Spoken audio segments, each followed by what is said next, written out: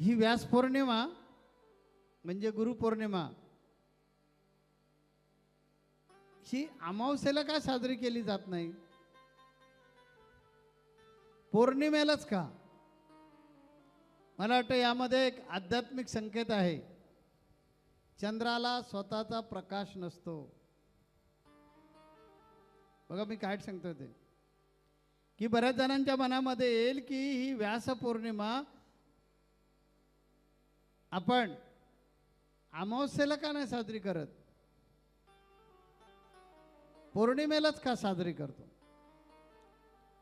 तर मला वाटतं त्याच्यामध्ये हाच उद्देश असेल की चंद्राला जसा स्वतःचा प्रकाश नसतो, तो सूर्याचा प्रकाश ग्रहण करतो आणि त्या प्रकाशातील शीतलता पृथ्वीपर्यंत पाठवतो.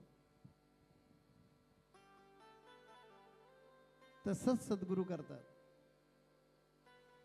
सद्गुरू सुद्धा परम सत्याचा प्रकाश स्वतः ऑब्झर्व करतात, खिचतात, आपल्यामध्ये उतरवतात आणि सोहम म्हणून सांगून टाकतात. आपल्या अंतःकरणामध्ये हे सोहम तत्व ग्रहण करतात आणि मग ते तत्व शिष्यापर्यंत पोचवतात. थोडक्यात सत्याचा प्रकाश अत्यंत प्रखर असतो, पण सद्गुरू शिष्याला त्याच्या पात्रतेनुसार सहज आणि करुणामय भाषेत तो पोचवत असतात. पौर्णिमेचा चंद्र पूर्ण असतो कारण तो 16 कलांनी उगवलेला असतो. त्याप्रमाणे सद्गुरू हे पूर्ण असतात. जसे की त्यांच्याजवळ ज्ञान असतं, खोल ज्ञान असतं. गुरूंच्या जवळ येऊन बसलं की नंतर गुरूंच्या ज्ञानाची खोली कळते. त्यांच्यामध्ये करुणा असते, म्हणजे जीवमात्राबद्दलचं विशेष प्रेम. त्यांच्यामध्ये संयम असतो आणि त्यांच्यामध्ये कृपा सुद्धा जी असते ती परिपूर्ण असते. म्हणून बरेच जण बोलतात ना, स्वामी हा आपल्याला नावं काय काय ठेवायचा तरी सुद्धा तुम्ही त्याला जवळ करता. अरे बाबा, सद्गुरूचंच काम आहे. त्याच्याजवळ राव रंक, गरीब श्रीमंत, शत्रू मित्र सर्व येणार. ज्याच्या दृष्टीमध्ये करुणामयी कृपा नाही आहे तो सद्गुरू असूच शकत नाही.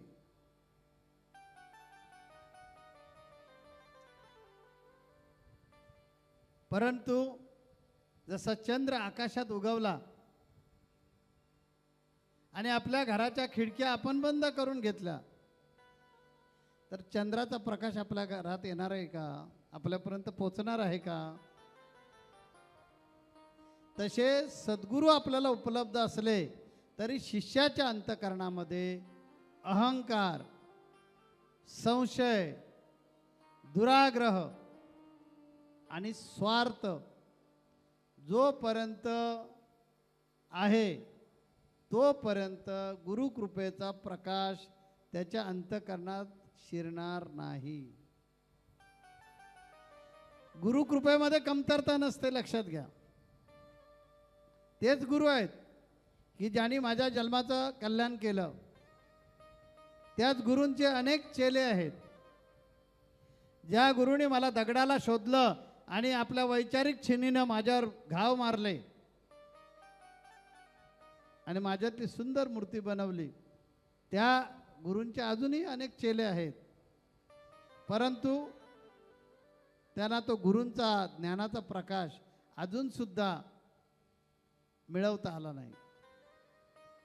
पाऊस सर्वत्र पडतो, दगडावरही पडतो आणि सुपीक जमिनीवरही पडतो, पण दगडातून अंकुर फुटत नाहीत. सुपीक माती जी आहे ना त्यातून अंकुर फुटतो. दोष पावसाचा नाही. म्हणून गुरु सानिध्य मिळाले तरी आपलं अंतःकरण आपण सुपीक बनवलं नाही तर काहीही उपयोग होणार नाही. म्हणून मित्रांनो लक्षात घ्या, आपलं अंतःकरण विनय, मी काय म्हणतोय बघा, विनय, श्रद्धा, सेवा आणि शुद्ध आचरण आणि गुरु आज्ञेचं पालन, या 5 गोष्टी ज्यावेळी आपल्या अंतःकरणामध्ये मोठ्या प्रमाणामध्ये येतील त्यावेळी आपली जमीन सुपीक होणार आहे.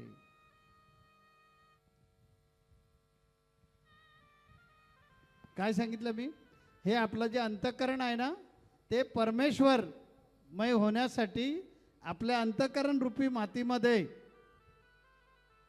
विनय आला पाहिजे. विनय म्हणजे नम्रता, श्रद्धा असली पाहिजे, आपल्याला सेवा करण्याची वृत्ती असली पाहिजे, आपलं आचरण शुद्ध पाहिजे आणि गुरु आज्ञा पालन हे शिष्याच्या अंतरंगाची मशागत करतात. उपनिषद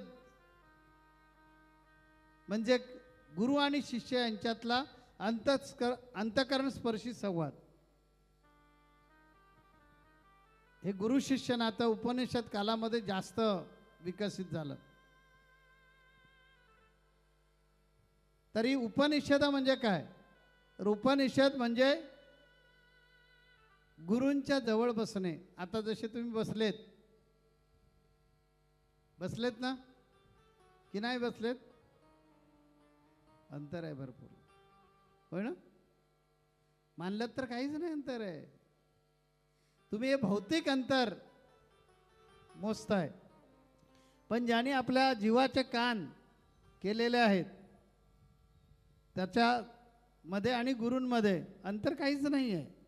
पण मग तो अगदी तिकडे अमृत कलश जवळ बसलेला भक्त आहे, त्याचे जर कान गुरूंकडे असतील तर अंतर 0 आहे. आणि इथे डी झोनमध्ये बसलेले आहेत, परंतु कधी एकदा सोडतायत, भरपूर वाजले, कळत नाही आहे किती सोडणार ते, तर अंतर खूप आहे. देहानं गुरुजवळ आणि मनानं विषय आणि वासनांजवळ. विषय काय? वाजले किती, काल आलोय,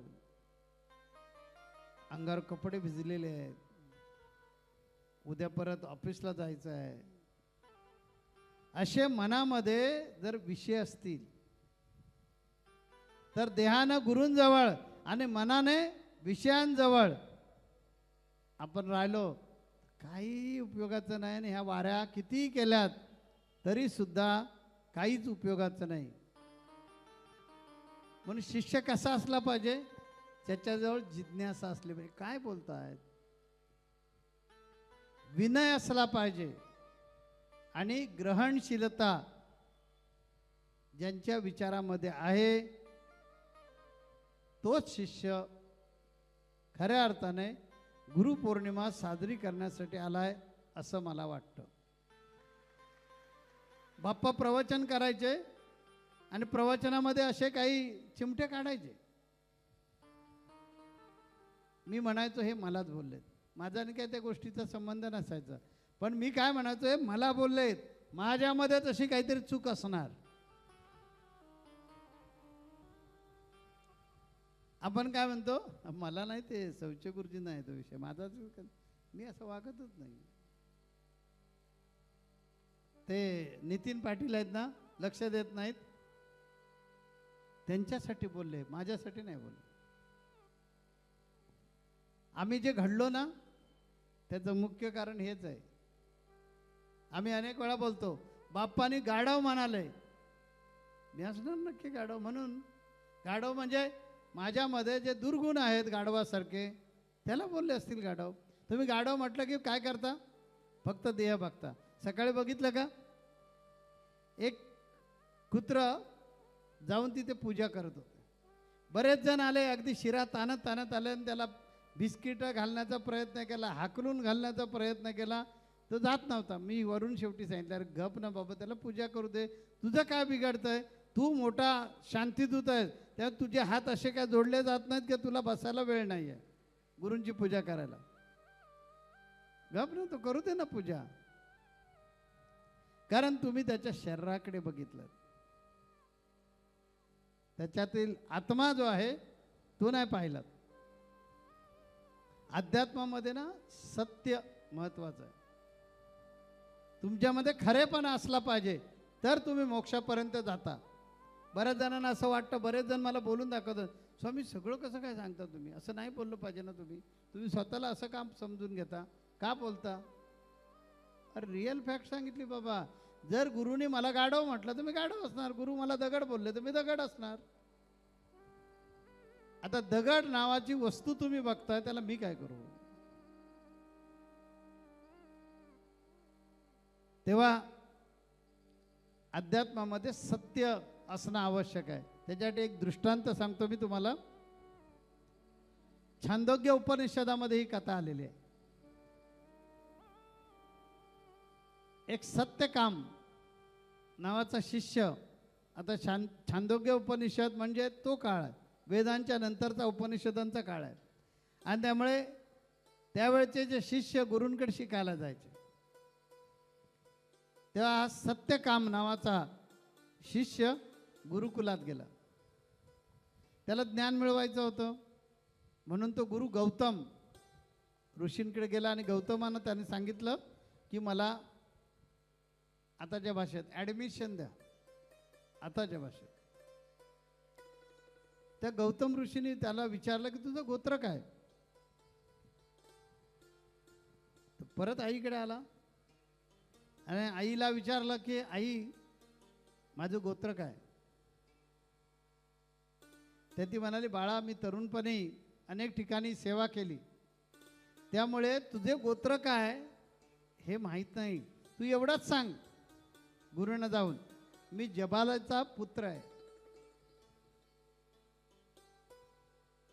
सत्यकाम परत गुरूंजवळ गेला, गौतम ऋषींकडे गेला आणि त्याने सांगितलं की माझं गोत्र मला माहिती नाही आहे, मी जबालेचा पुत्र आहे. तो सत्य बोलल्यामुळे गुरु गौतम ऋषी जे आहे त्यांनी सांगितलं तू ब्रह्मविद्येस पात्र आहेस.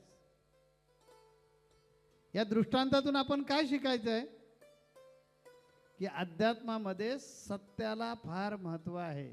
इकडची तिकडे तिकडची इकडे, आणि आपण किती विद्वान आणि किती हुशार यामध्येच गटांगळ्या खातोय. म्हणून वारी वारी हो गुरूंची सारखी जी करावी लागते त्याचं कारण तेच, कारण आपण असं दाखवतो की माझ्यासारखा कोणी हुशार नाही. अरे बोलण्यात ऐकणार नाही मी, अध्यात्मात चालत नाही ते, अध्यात्मामध्ये चालत नाही. अध्यात्मामध्ये सत्य, म्हणून आपल्या देशाचं बघा ब्रीद वाक्य आहे, सत्यमेव जयते. सत्य जे आहे हेच अध्यात्माला उच्च पातळीवर घेऊन जात असते. म्हणून सर्व भक्तांनी लक्षात ठेवायचे की गुरूंपासून काही लपवू नका. जगापासून चुका लपवता येतील, पण आपल्या अंतःकरणापासून आणि गुरुतत्वापासून कुठलीच गोष्ट लपवता येणार नाही.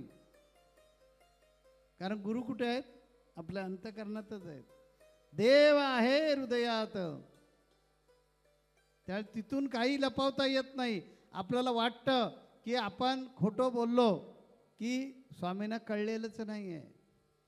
आम्ही पण म्हणतो ठीक आहे, मनोरंजन करतो, ठीक आहे, स्वतःच्या मनाचं मनोरंजन करतोय ते ठीक आहे.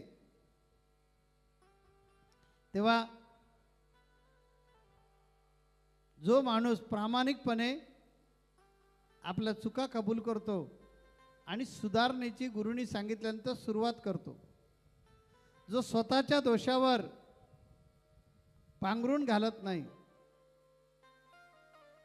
त्याचाच आध्यात्मिक प्रवास सुरू राहतो. आणि जो स्वतःच्या चुकांवर पांघरून घालतो त्याचा आध्यात्मिक जगतात असल्याचा त्याला आभास होतो, पण तो खरा प्रवास नसतो. मी काय म्हटलं कळलं का? की जो भक्त आपल्या चुका ज्या आहेत त्यांचं समर्थन करतो, वेगवेगळ्या प्रकारे पटवून देण्याचा प्रयत्न करतो. मी आलोच असतो गुरुपौर्णिमेला, पण काय झालं, मला ते अमुक झालं म्हणून मी तमुक केलं, हे नगडं समर्थन करतो. अशा व्यक्ती म्हणजे एक उदाहरण दिलं. अशा व्यक्ती अध्यात्माचा प्रवास थांबवलेला असतो त्यांचा, आणि तो फक्त मी अध्यात्मात आहे, माझ्या गळ्यात माळ आहे, मी शिष्य आहे. अहो हे बघा माझ्या खिशात सद्गुरू कवच. ते मकरंद अनंतपुरेंचा एक पिक्चर आहे माहिती आहे ना साहेब, मी तुमचाच आहे ना काहीतरी त्या पिक्चरचं नाव, गल्लीत गोंद.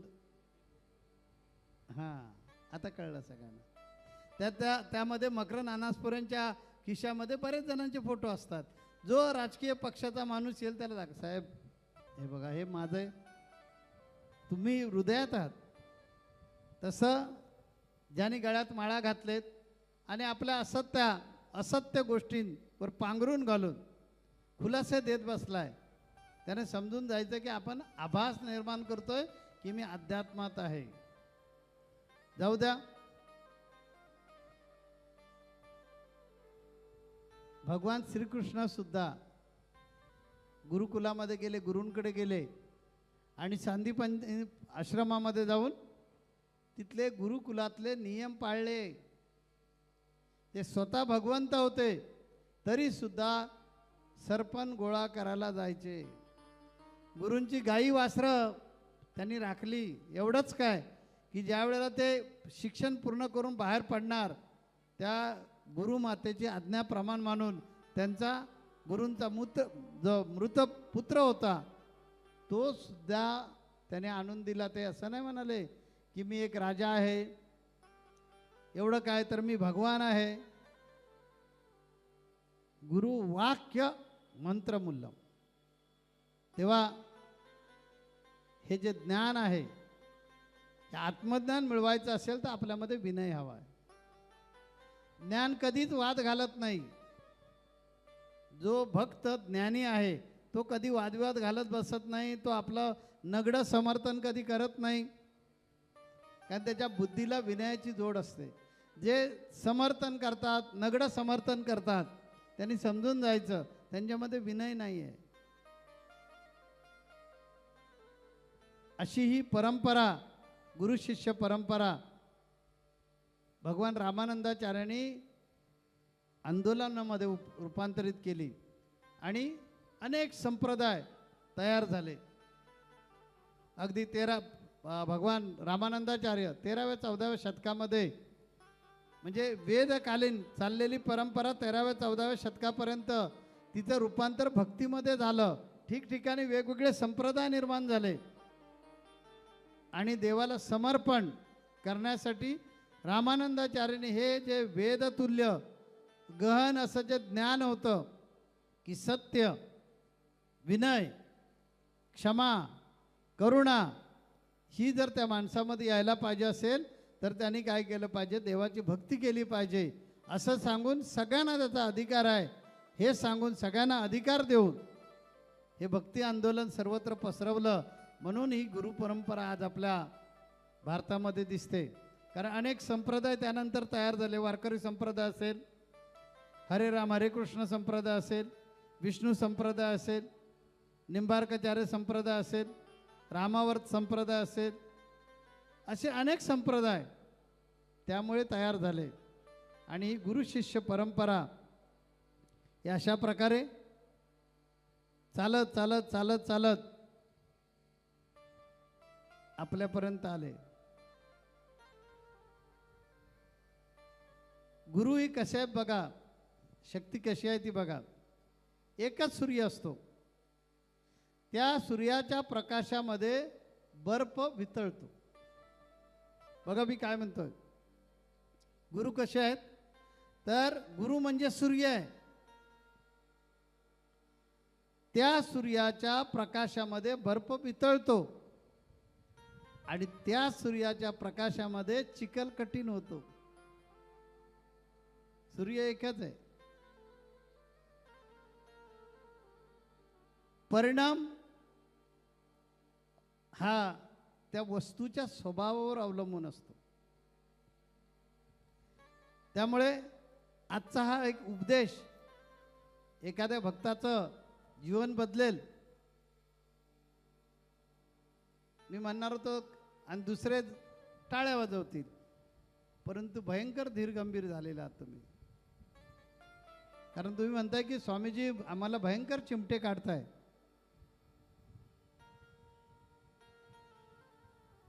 कारण हा जो बोध आहे हा त्याचा अर्थ समजून आपल्या अंतःकरणात उतरवला पाहिजे. गुरूंचं काम आहे आरशासारखं. आरसा नेहमी चेहऱ्यावरचे डाग दाखवतो. चेहऱ्यावरचे तो डाग दाखवतो म्हणून कोणी आरशासमोर येत नाही का? आरशावर कोणी रागवतो का? तसे गुरु आपले दोष दाखवतात, त्यावेळी आपला अहंकार दुखावतो. जो माणूस गुरूंच्या या सुधारणेला अपमान समजतो तो शिष्यास कधीच पात्र ठरत नाही. आणि जो शिष्य त्या गोष्टीला कृपा समजतो की गुरुनी माझे दोष काढले, त्याला कृपा समजतो, तो प्रगती करतो. शिल्पकार दगडावर चिनीचे घाव घालतो. जर दगडाला वाटले की माझ्यावर अन्याय आहे, त्याची मूर्ती होईल का?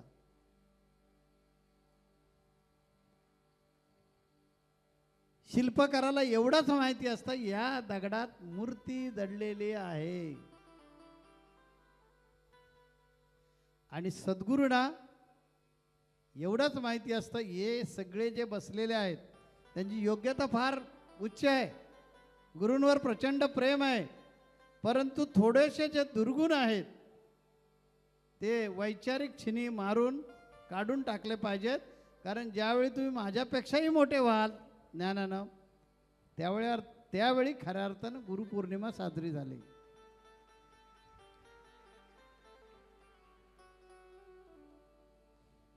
गुरूंची कठोरता द्वेषातून नसते, ती शिष्याच्या कल्याणासाठी असते. आई मुलाला औषध देते, कडू असतं, पण मुलाचा तो आजार बरा करण्यासाठी असते. म्हणून सद्गुरू मिळणं अत्यंत आवश्यक आहे. पण सद्गुरूंच्या ज्ञानासाठी पात्र शिष्य होणं हे अधिक महत्त्वाचं आहे. तेव्हा सद्गुरूंना नुसता प्रणिपात केला. प्रणिपात केला म्हणजे काय? आज गुरुपौर्णिमेला सकाळी 8 वाजल्यापासून पाऊस पडतोय तरी हटलो नाही, पूजा केली, आपण शरीर झुकवलं, पण आपल्यातला अहंकार आपण झुकवला का? नमस्कार करताना अनेकदा आपलं मस्तक खाली असतं, पण मनामध्ये माझंच बरोबर आहे, माझंच बरोबर आहे असं जे चालू असतं, त्यामुळे तो नमस्कार, तो प्रणिपात होऊ शकत नाही. प्रणिपात, परिप्रश्न आणि सेवा या 3 गोष्टी फार महत्त्वाच्या आहेत, लक्षात घ्या. म्हणजे वंदन केलं, पण वंदन करताना आपलं मन अहंकारयुक्त असेल तर त्या प्रणिपाताची किंमत 0. दुसरा प्रकार आहे परिप्रश्न, म्हणजे प्रामाणिकपणाने गुरुंना योग्य प्रश्न विचारले पाहिजेत. त्यांची परीक्षा घेण्यासाठी नाही, वाद जिंकण्यासाठी नाही, किंवा स्वतःची विद्वत्ता दाखवण्यासाठी प्रश्न विचारायचे नसतात गुरुंना. मला समजलं पाहिजे. आध्यात्मिक शाळेमध्ये काही जणांचे प्रश्न जे असतात की आपण किती विद्वान आहोत त्यासाठी विचारतात, ते गुरुच आहेत. शिष्यानं 52 काट्या फिरवल्या, त्याला शिकवलेला, की गुरु 53वी काठी काढणारच, कारण ते गुरुच आहेत. पण परिप्रश्न असा असला पाहिजे की मला समजलं पाहिजे आणि माझं जीवन बदललं पाहिजे. यासाठी गुरुंना प्रश्न विचारलेच पाहिजे. तिसरा प्रकार आहे सेवा. गुरूंच्या देहाभोवती फिरलो, गुरूंची अगदी जवळची सेवा केली, निजी सेवा केली, त्यांचे कपडे समजा इस्त्री करून दिले, त्यांना आंघोळीला पाणी दिलं, त्यांना भोजन करून दिलं, म्हणजे सेवा होत नाही. तर गुरूंचा लोककल्याणकारी संकल्प स्वतःच्या आचरणातून पुढे नेणं ही खरी सेवा आहे. सेवा कोणती आहे? तर सेवा तीच आहे की गुरु जे आहेत यांचा संकल्प काय? तुम्ही जगा, दुसऱ्याला जगवा. हा संकल्प आपल्या स्वतःच्या आचरणात आणून तो पुढे ज्यावेळी घेऊन जाऊ, ती खरी सर्वोच्च सेवा. मी कधी गुरुदक्षिणा घेत नाही. का घेत नाही? कारण मला असली तुमच्या पैसे अडक्याची गुरुदक्षिणा नको आहे. भुकेलेला अन्न द्या, दुःखी माणसाला आधार द्या, रक्ताची गरज असलेल्या रुग्णाला मदत करा, व्यसनाधीन झालेल्या माणसाला सन्मार्ग दाखवा, वृक्ष लावा. आज जीवन साखळी सगळी संपून गेलेली आहे, पशु पक्षी नष्ट झालेले आहेत, त्यांना पुन्हा जीवदान द्या, पर्यावरणाचं रक्षण करा, समाजामध्ये प्रेम आणि सदाचार वाढवा. हे गुरु कार्य आहे. हे गुरु कार्य आहे. गुरूंच्या समोर आलो की इतका नम्र, बाप रे, म्हणजे अगदी 90 डिग्रीमध्ये काटकोन होतो. तशा प्रकारे बरेच जण असतात, पण घरी गेल्यावर अहंकारी. हे शिष्यत्व नाही. आश्रमामध्ये सेवा करायची आणि बाहेर व्यवहारात लोकांची फसवणूक करायची, तो शिष्य नाही. कपाळावर गंध लावायचा आणि मनामध्ये द्वेष ठेवायचा, तो कधी शिष्य होऊ शकत नाही. मुखामध्ये गुरुनाम घ्यायचं आणि कृतीमध्ये गुरुवचनाचा अपमान करायचा, तो कधीच शिष्य होणार नाही. खरा शिष्य तोच की ज्याच्या वर्तनातून गुरूंचे संस्कार दिसतात, तो खरा शिष्य. फूल असतं ना, त्या फुलाला आपण दोऱ्यामध्ये ओवतो, त्या दोऱ्याला फुलाचा सुगंध येत असतो. त्याप्रमाणे गुरूंच्या सानिध्यात राहून आपल्या स्वभावात जर प्रेम, संयम, सत्य, सेवा निर्माण झाली तर खऱ्या अर्थानं आपण शिष्य. जी गुरु आज्ञा असते, आम्हाला काय जमणार आहे, काय शक्य आहे का? स्वामी काय पण आज्ञा करतात. गुरु आज्ञा कधीच आपल्या जीवनाला विस्कळीत नाही करत, तर योग्य दिशेकडे ती घेऊन जात असते. आपल्याला फक्त माहिती नसतं. गुरु आपल्या जीवनाला एक काठ निर्माण करतात आज्ञा देऊन. नदीला जसे 2 काठ असतात, नदीला काठच नसते तर ती सैरावैरा कुठे पण जाते. तसं धर्म आणि गुरु आज्ञेचे काठ त्या शिष्याच्या जीवनाला जर नसतील तर त्याचं जीवन सुद्धा महापुरासारखं होईल. नदी त्या पात्रामध्ये ज्यावेळी पाणी 2 काठांच्या आतमध्ये वाहत असतं, तोपर्यंत ती मा असते. आणि 2 काठ ओलांडून ज्यावेळी पाणी वाहू लागतं तर तिला माता म्हणत नाही. तसा शिष्य जो आहे, ह्या शिष्यामध्ये धर्म आणि गुरु आज्ञेचे पालन. ह्या धर्म म्हणजे हिंदू मुसलमान हा नव्हे धर्म. आपले अनेक धर्म आहेत, ते ज्याच्यामध्ये आहेत. आणि गुरु आज्ञा हे 2 काठ जोपर्यंत त्या शिष्याच्या रक्तातून वाहत आहेत, मनातून, काया वाचा वाणीतून ते वाहत आहेत, तोपर्यंत तो शिष्य आहे असं समजायला हरकत नाही. मला जे वाटेल ते मी करेन, ही स्वैरवृत्ती आपल्यातली शक्ती विखुरते.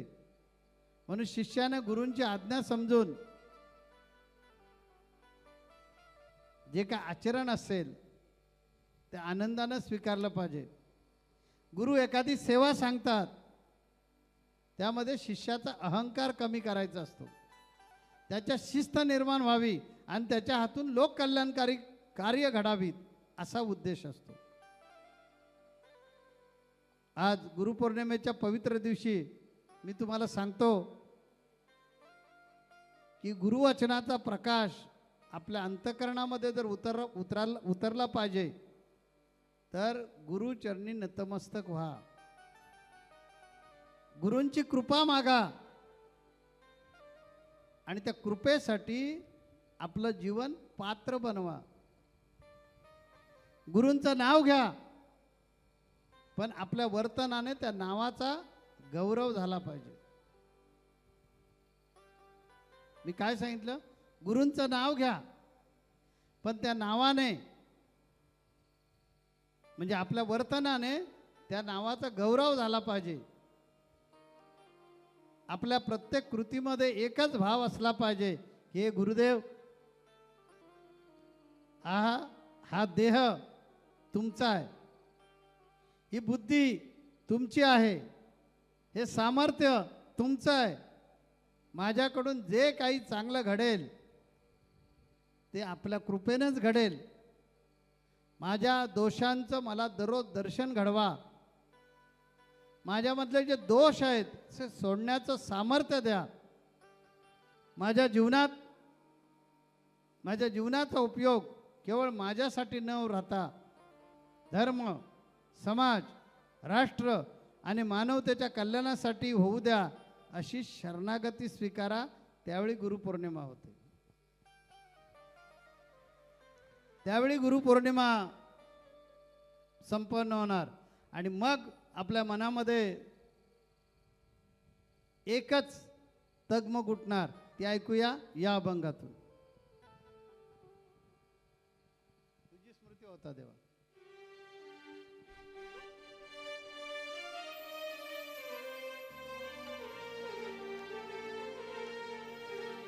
तुझी स्मृती होता देवा ये तेरे भरून, तुझी स्मृती होता देवा ये तेरे भरून.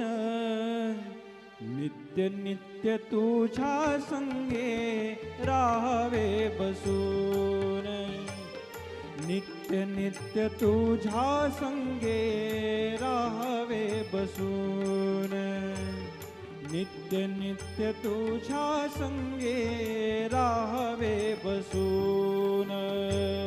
तुझी स्मृती होता देवा ये तेरे भरून, तुझी स्मृती होता देवा ये तेरे भरून.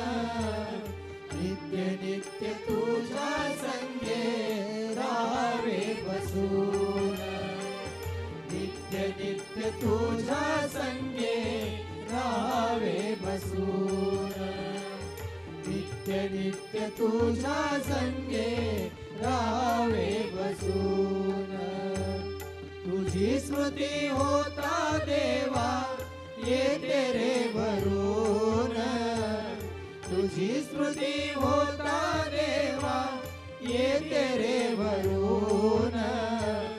नित्य नित्य तुझ्या संगे राहावे बसून, नित्य नित्य तुझ्या संगे राहावे बसून, नित्य नित्य तुझ्या संगे राहावे बसून.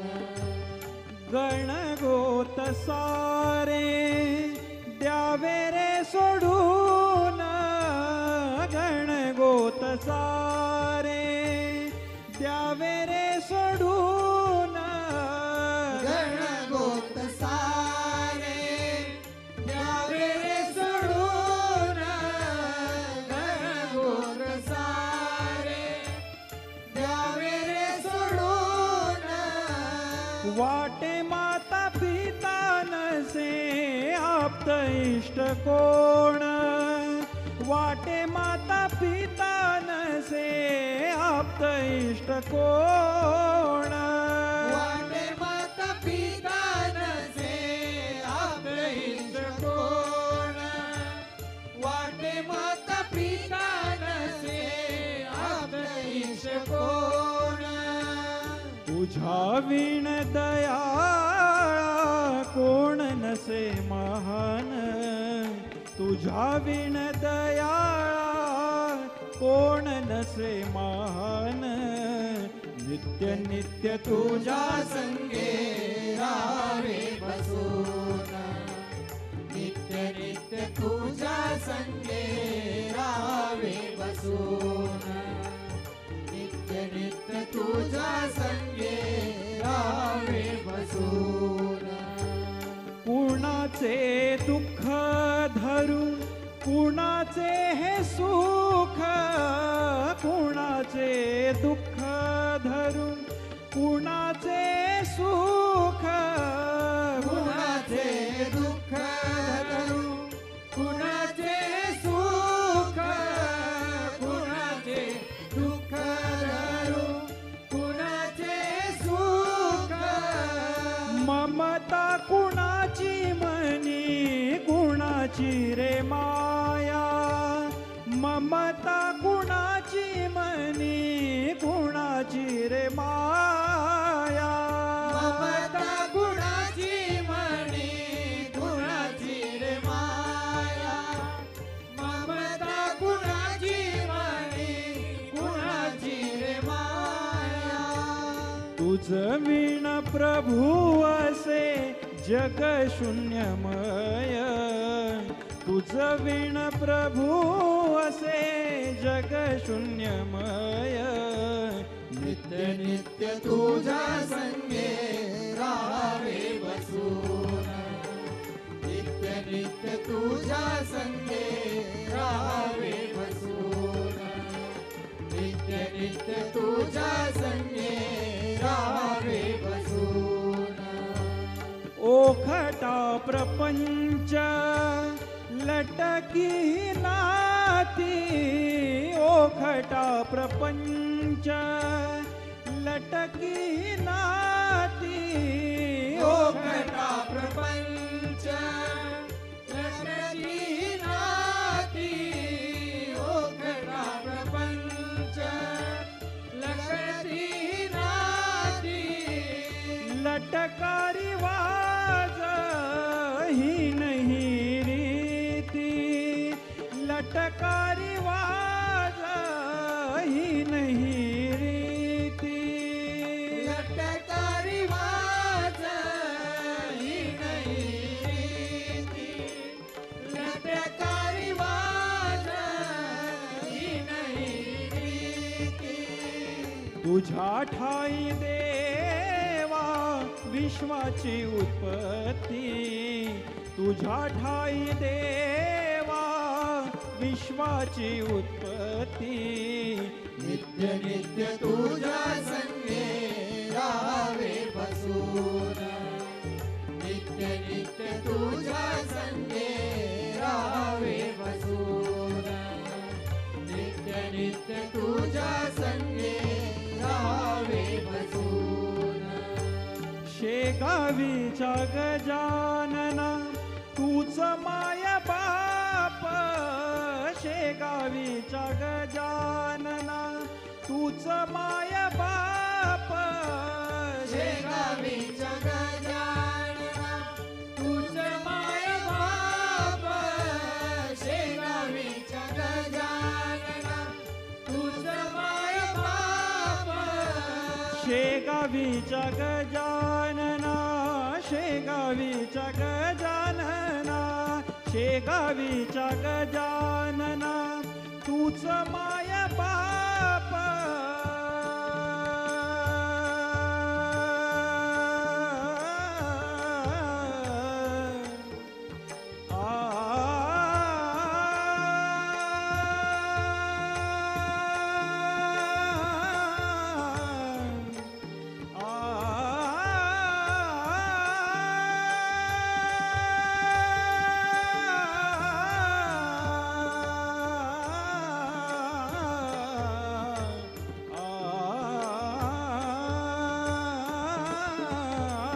शेगावीच्या गजानना तूच माय बाप शेगावीच्या गजानना तुझ माय बाप शेगावीच्या गजानना तुझ माय बाप